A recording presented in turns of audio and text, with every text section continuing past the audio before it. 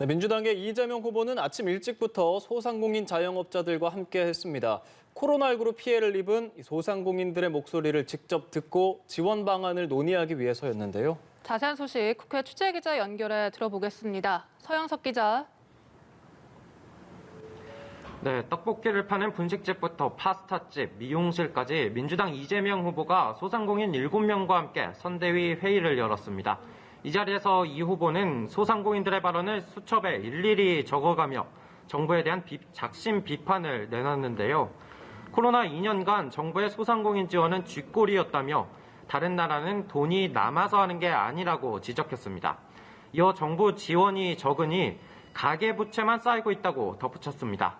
국민의힘 윤석열 후보와 야당을 향해서는 50조 원을 취임 후 지원하자는 소리를 하지 말고 즉시 지원에 협조하라고 압박했습니다. 오후에는 인천의료원의 음압병동 현장 점검에 나섭니다. 최근 변이 바이러스에 의한 코로나 재확산 속에 공공의료기관 대응 현장을 찾아 격려를 전하기 위해서입니다. 한편 민주당은 오늘 오후 2시 정책의총을 예고했는데요. 국회의원 면책특권 개선과 이른바 전두환 추징법, 부동산 개발 이익 환수법 등에 대한 당론 추진을 논의하고 이재명표 입법에 본격 시동을 겁니다. 네, 이런 가운데 국민의힘은 오늘 선거대책위가 공식 출범을 하는데 후보 선출 한 달 만이죠? 네, 그렇습니다. 국민의힘은 오늘 오후 2시 서울 올림픽 경기장에서 선대위 출범 행사를 엽니다.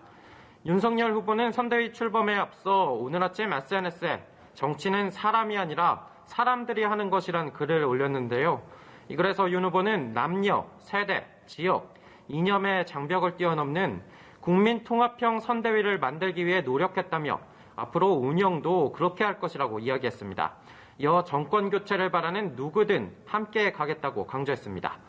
윤 후보는 오후에 있을 선대위 출범식 연설에서도 국민 단합을 강조할 것으로 알려졌습니다. 조금 전에는 비공개 최고위 회의를 열고 선대위 추가 인선에 대한 의결이 이뤄졌는데요. 김종인 총괄선대위원장, 박주선 노재승 공동선대위원장, 임태희 총괄상황본부장 등의 인선이 확정됐습니다.